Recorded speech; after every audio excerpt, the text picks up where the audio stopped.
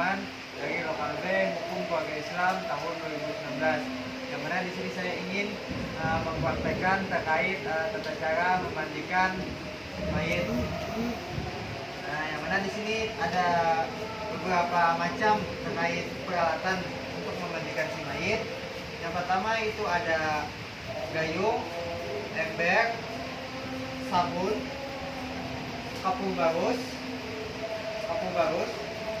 serta untuk menginjakan si mayit, mana ini segitiga untuk membersihkan atau menginjakan si mayit.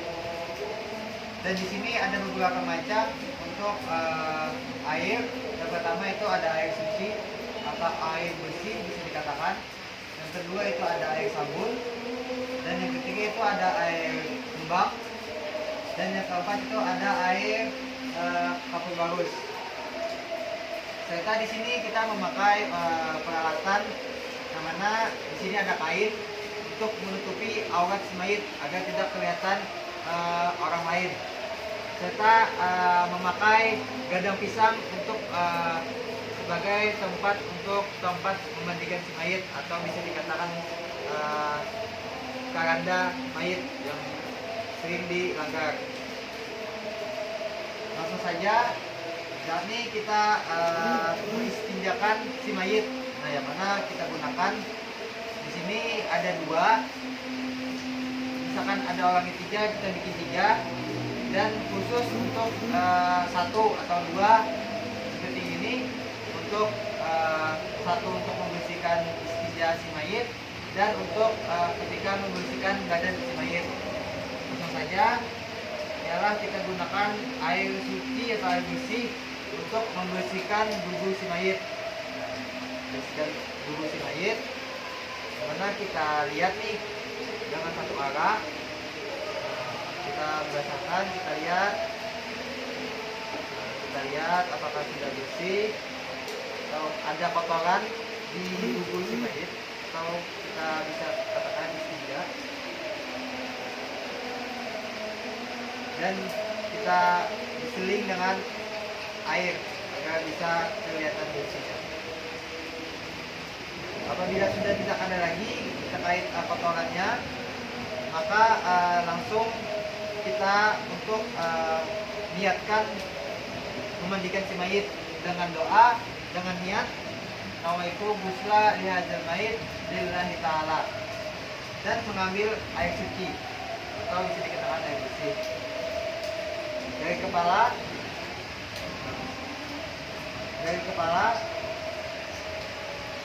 karena kan ini laki-laki, jadinya tidak apa kelihatan kepalanya. Dari kepala sampai ke kaki, dari kepala lagi sampai ke kaki, dari kepala sampai ke kaki, serta dibersihkan untuk seluruh badannya. Nah, yang mana kan tadi harus ada lagi cadangan terkait ini tadi untuk membersihkan di badan si mayit. Nah, jadinya sampai di istilahnya ada lagi lah bahan yang lain. Jadinya gunakan bahan yang lain untuk membersihkan sekitaran tangan, di sela-selanya, di badan-badannya, kanan kirinya sampai ke kakinya kita bersihkan. Sudah, setelah itu kita ambil air untuk membersihkannya dari atas lagi 3 kali juga, 3 kali sudah. Lalu kita memakai air sabun untuk membersihkan badan si mayit lagi. Ini memakai air sabun untuk badan si mayit sama 3 kali juga. Yang mana bisa 1 kali pun bisa. Ya, intinya bersih lah kelihatannya untuk di badan si mayit. Nah, sambil diselingi untuk dibersihkan lagi badan si mayit nih. Kalau istilahnya di badan mayit ini ada kotoran, jadi kita pakai lagi untuk sabun. Nah, kita bersihkan sama kanan kirinya, di sela-selanya juga. Setelah sudah memakai air sabun, langsung kita pakai lagi air bersih atau bisa dikatakan air suci. Selanjutnya membilas setelah memakai air sabun tadi, yang membilas 3 kali dari atas ke bawah. Ya, sudah. Setelah itu baru kita memakai air sabun, air kembang. Nah, memakai air kembang untuk membersihkan lagi dari atas ke bawah. Dari atas ke bawah kita bersihkan di sela-sela tangannya, kakinya, misalnya di seluruh badannya lah. Bersihkan, sudah. Baru kita memakai air suci lagi untuk membilas kalau di badan si mayit ada ketinggalan terkait bunga-bunganya. Nah, ini kita bersihkan lagi. Kita bersihkan dari atas sampai ke kaki. Kita bersihkan sudah 3 kali. Nah, baru kita cek lagi nih apakah masih ada kotorannya terkait di dalam istinjanya, istilahnya dikatakan istinja. Kita cek lagi nih. Nah, kita cek, kita lihat satu arah. Kita cek, misalkan ada, kita bersihkan lagi. Tapi misalkan kita cek lagi dan tidak ada, ya sudah selesai lah. Baru masuk ke dalam mandi 9. Nah, yang mana untuk mandi 9 ini biasanya menggunakan air kapur barus atau bisa juga menggunakan air suci. Nah, dengan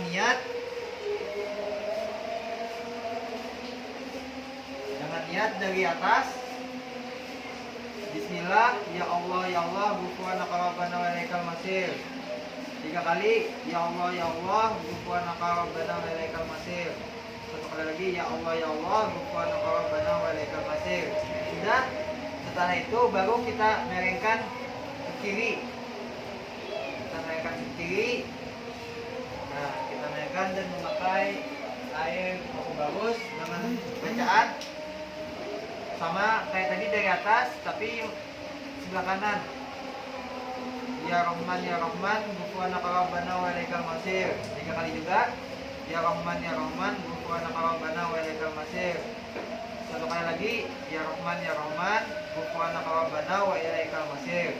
Setelah itu baru kita sebelah kirinya lagi. Kita ambil lagi air dan kita palingkan lagi ke kanannya. Nah, dengan membaca Ya Rahim, ghufranaka rabbana wa ilaikal masir. Ya Rahim, ghufranaka rabbana wa ilaikal masir. Sekali lagi, Ya Rahim, ghufranaka rabbana wa ilaikal masir. Setelah si mayit tadi mandi 9, selanjutnya yang mana kita wudhu seperti biasanya kita untuk sholat.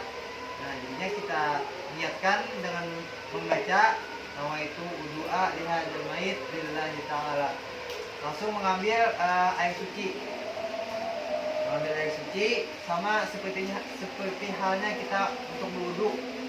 Kita usap mukanya 3 kali.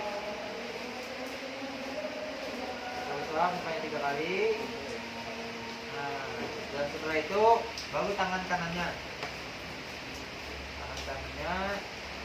sama 3 kali juga, digisik-gisik. Tangan kirinya. Setelah itu baru dahinya, seperti halnya kita sholat wudhu juga.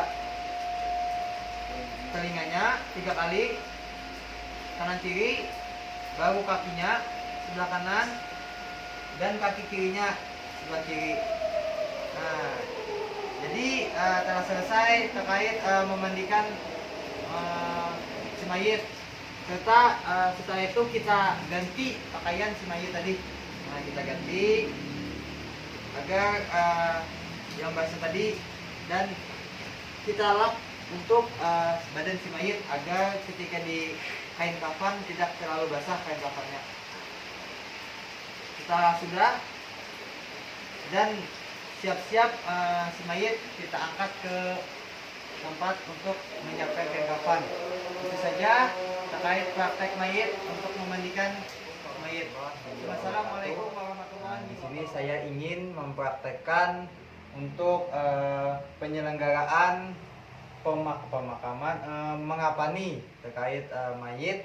Nah, yang mana di sini ada bahan-bahannya terkait kain kafan itu untuk laki-laki 3 lapis untuk kain kafan, dan selebihnya untuk baju untuk si mayit dan dalaman untuk si mayit.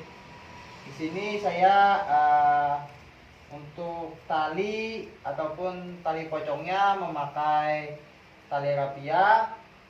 Untuk celananya itu memakai kain, dan untuk bajunya saya memakai plastik. Setelah itu untuk bahan-bahannya di sini ada calak, setelah itu ada candana, setelah itu ada gunting untuk memotong kapas. Nah, yang mana terkait kapas di sini saya memakai tisu, yang mana agar candananya tadi ditaruh atau dibubuhkan supaya tidak berhamburan untuk di wajah ataupun ditaruh di tempat-tempat yang tertentu. Ya, di sini saya ingin langsung saja mempraktekkan. Sini ada tali untuk bisa dikatakan tali pocong, yang mana di sini saya memakai tali rapia terkait contohnya. Ada 5 kain kafannya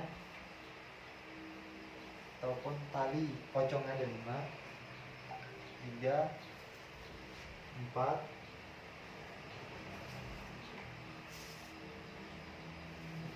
5. Ya, selanjutnya di sini saya bersama teman saya untuk membantu terkait peletakan kain kafan. Nah, di sini untuk kain kafan yang ketiga atau dasar untuk menaruh di kain kafan yang ketiga. Selanjutnya kain kafan yang kedua.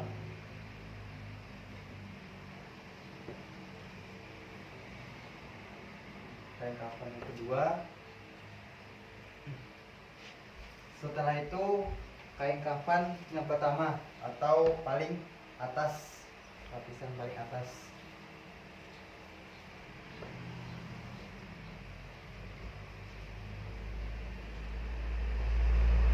Ya, di sini terkait untuk mayitnya itu ialah boneka. Mohon maaf untuk yang mana tadi ada beberapa untuk kain kafannya. Di sini baju untuk si mayit, yang mana di sini saya memakai plastik. Nah, untuk contoh si mayit, jadinya saya potong dulu untuk misalnya agak masuk ke kepalanya.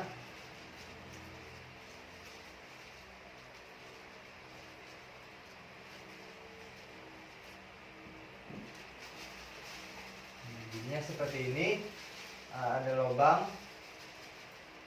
taruh di tengah-tengah, baru dibuka. Nah, jadinya untuk mayitnya nanti ditaruh di atas ini. Dan ini untuk terkait celana dalam. Nah, ini contoh saja itu seperti ini untuk terkait celana dalam untuk si mayit. Nah, setelah itu baru ditaruh mayit tadi di atas kain kafan. Nah, mohon maaf, seperti ini. Nah, seperti ini. Baru setelah itu yang mana kan tadi ada terkait di sini tisu sebagai untuk menaruh atau candana tadi kampas. Nah, yang mana untuk ini ada beberapa tempat. Yang pertama tangan kanan, tangan kiri. Setelah itu untuk wajah. Setelah itu untuk siku kanan, menutup siku kanan. Setelah itu menutup siku kirinya. Setelah itu menutup lintuhut.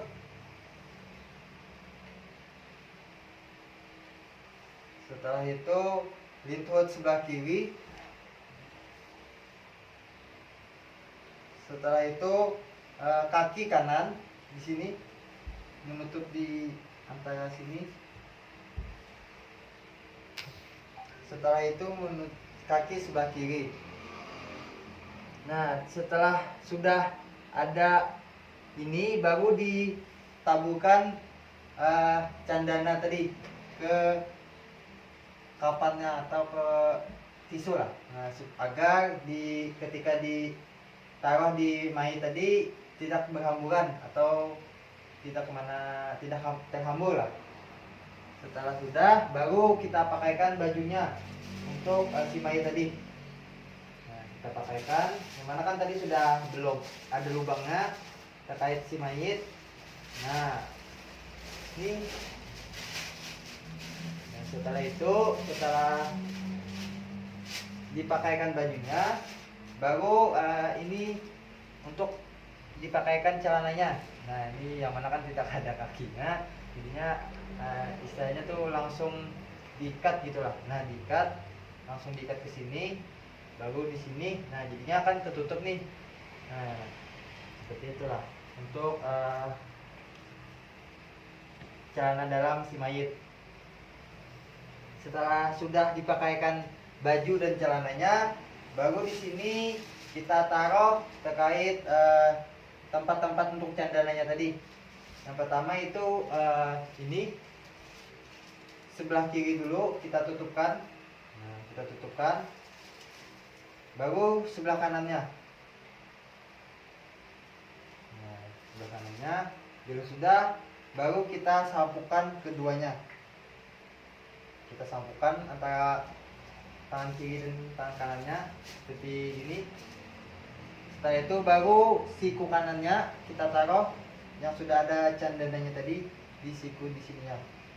Ini, nah, contoh saja. Baru setelah itu sebelah kirinya kita pasangkan. Nah, setelah tangan kanan dan tangan kiri dan sikunya sudah, baru kita ke lintuhutnya. Yang mana kan di sini. Nah, contoh saja untuk lintuhutnya. Baru di sini lintuhut sebelah kirinya dan kakinya. Nah, sini kakinya. Ya, istilahnya tuh kakinya tuh menutup sel-sel di sini lah. Nah,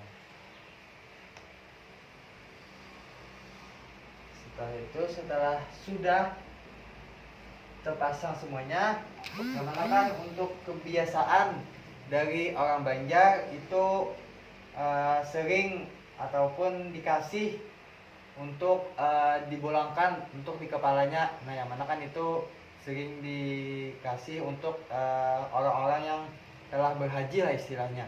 Nah, yang mana untuk itu saya pakai ini untuk menghias muka dari si wajah si mayit. Nah,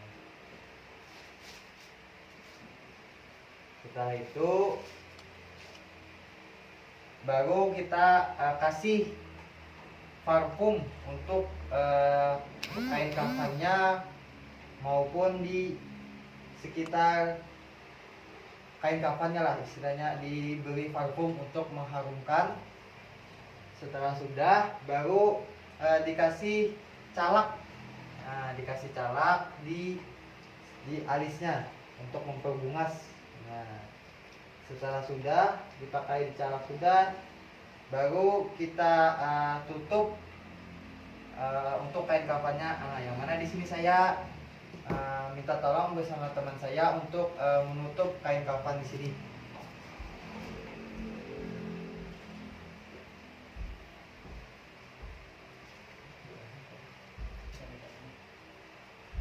Ya, karena saya tutup di sini. Langsung lapisan pertama. Nah, lapisan pertama langsung yang di sini langsung masukkan di sini.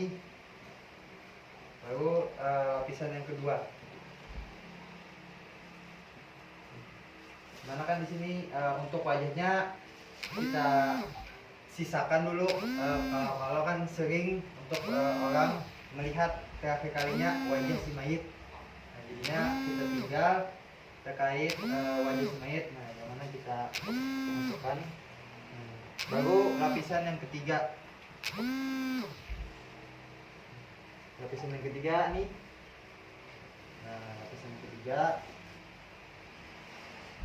Ya, nah, jadinya disisakan untuk atau kita buka terkait wajah si mayit. Nah, jadinya langsung kita tutup atau kita ikat dengan kain tali pocong, yang mana kita ikatnya dari sebelah kiri, sebelah kanan untuk mengikatnya. Jadinya untuk menghadap ke kiblat. Nah, jadinya mengikatnya itu di sebelah sini. Oh ya, maaf, mengikatnya di sebelah sini agar ketika di liang laap itu mudah untuk membuka tali pocongnya. Nah, jadinya mengikatnya itu di sini, di ujung di sini. Nah, di sini diikat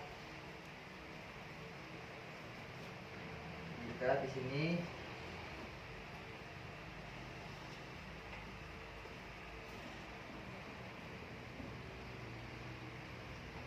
Diikat di sininya juga di ujung sebelah kiri agar nanti ketika di liang lahat itu mudah untuk membuka kain atau membuka tali kafannya.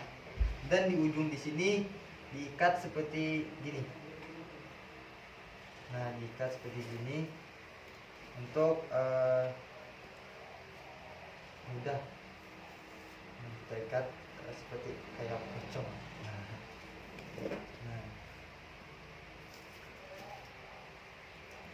bila sudah nih diikat, kita ikat biasa, ikat simpul. Nah, bila sudah, baru ketika ada keluarganya yang istilahnya mau melihat dan terakhir kalinya untuk si mayit. Nah, jadinya ini kita akhirakan, yang mana masih kita buka. Setelah sudah selesai semuanya melihat dan mencium, baru kita tutup untuk muka si mayit. Dan sebelumnya baru kita taruh, yang mana kan tadi sudah ada tisu, yang mana tisu ini terkait kain yang sudah ada candananya, baru kita tutupkan ke mukanya. Dan sebelumnya kita andak juga terkait untuk menutupi hidungnya. Ada terkait untuk menutupi hidungnya, keduanya kita tutupi. Setelah itu baru kita taruh yang sudah ada candananya tadi ke mukanya. Nah, ke mukanya baru kita tutup. Nah, yang mana kan sesuai tadi kain pertama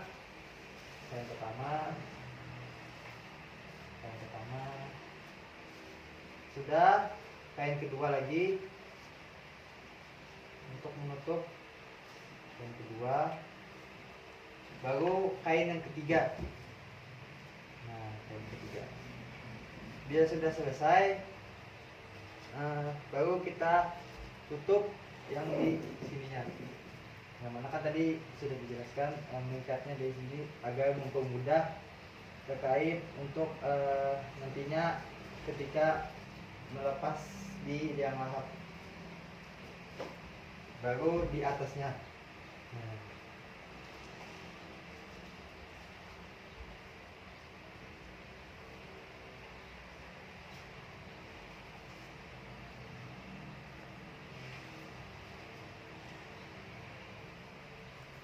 Jadi selesailah terkait untuk praktek untuk mengafani si mayit.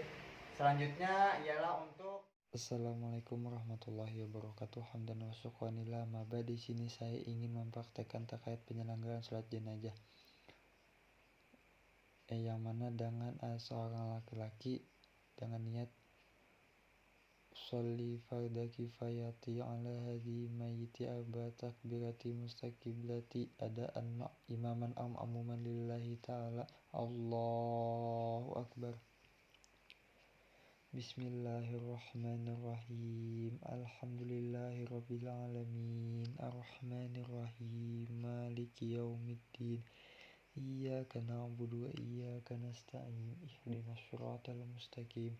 Shiratal ladzina an'amta 'alaihim ghairil maghdubi 'alaihim waladdallin.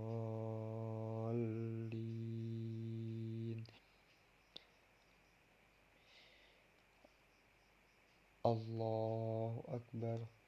Allahumma sholli ala Muhammad wa ala ali Muhammad kama shallaita ala Ibrahim wa ala ali Ibrahim wa barik ala Muhammad wa ala ali Muhammad kama barakta ala Ibrahim wa ala ali Ibrahim fil alamin innaka Hamidum Majid. Allahu akbar. Allahumma ighfir lahu warhamhu wa'afihi wa'fu anhu. Allahu akbar. Allahumma la tarimna ajrahu wa la taftitna ba'dahu waghfir lana wa lahu wal ikhwanina alladziina sabaquna bil iman wa la taj'al fi qulubina bil ladziina amanu innaka ra'ufur rahim. Assalamualaikum warahmatullahi. Di sinilah terkait penyelenggaraan salat jenazah. Assalamualaikum warahmatullahi wabarakatuh.